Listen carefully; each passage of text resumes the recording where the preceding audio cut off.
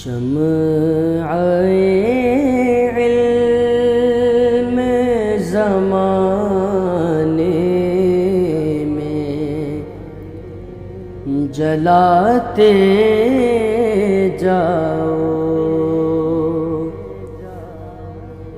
شمع علم زمانے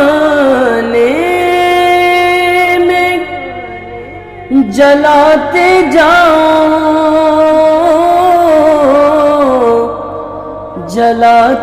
اعوذ باللہ من الشیطان الرجیم، بسم اللہ الرحمن الرحیم۔ حاضرین و سامعین، السلام علیکم ورحمۃ اللہ وبرکاتہ۔ بعد السلام، آج ہمارا ٹاپک درس نظام کی کتب قانون شریعت میں نماز کے حوالے سے ہے۔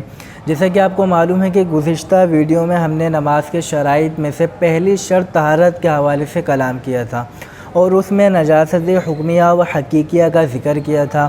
آج ہم اس ویڈیو میں نجاست حکمیہ کو بالتفصیل جانیں گے کہ نجاست حکمیہ سے کیا مراد ہے اور نجاست حکمیہ میں کن کن چیزوں کا شمار کیا جاتا ہے۔ تو شریعت مطہرہ یہ کہتی ہے کہ نجاست حکمیہ سے یہ مراد ہے کہ شریعت جس کو حکماً نجاست کہتی ہو، اور نجاست حکمیہ میں بے وضو پن، بے غسل پن اور حالت حیض و نفاس کا طاری ہونا یہ شمار کیا جاتا ہے۔ اگر کوئی شخص بے وضو ہے تو اس کے لیے ضروری ہے کہ جب وہ نماز ادا کرے تو وضو کرے، اور وضو کے لیے 4 چیزیں ضروری ہیں جو وضو کے فرائض کہلاتی ہیں۔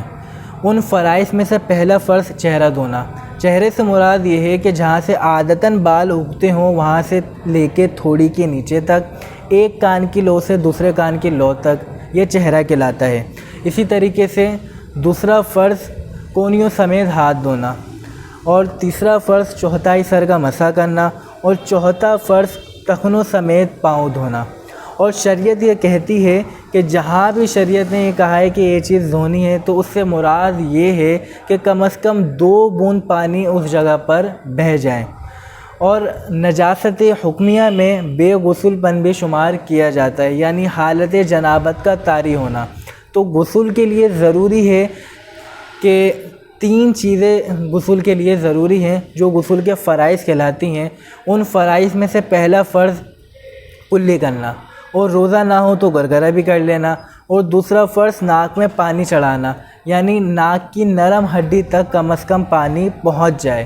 اور اسی طریقے سے تیسرا فرض پورے بدن پر اس طرح پانی ڈالنا کہ ایک بال بھی خشک نہ رہے۔ اگر ایک بال بھی خشک رہے گا تو غسل نہ ہوگا۔ اسی طریقے سے نجاست حکمیہ میں حالت حیض و نفاس بھی شمار کیا جاتا ہے، اور حیض سے مراد یہ ہے کہ بالغہ عورت کا آگے کے مقام سے خون کا جاری ہونا، اور وہ خون بیماری کی وجہ سے نہ ہو اور بچے کی پیدائش کے وقت کا خون نہ ہو تو یہ حیض میں شمار کیا جاتا ہے۔ اور اگر بیماری کا خون ہو تو اسے استحاضہ کہتے ہیں، اور اگر بچے کی پیدائش کے وقت کا خون ہو تو اسے نفاس کہتے ہیں۔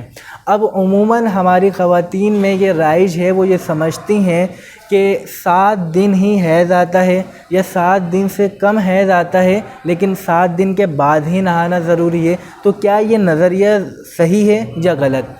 تو شریعت مطہرہ یہ کہتی ہے کہ حیض کی کم از کم مدت 3 دن ہے، یعنی 3 دن تو حیض آئے گا، اس سے کم نہ ہوگا۔ اگر اس سے کم ہوگا تو وہ بیماری کا خون ہوگا، یعنی استحاضہ کا خون ہوگا، اور اگر 3 دن ہوگا تو یہ حیض کا خون ہوگا۔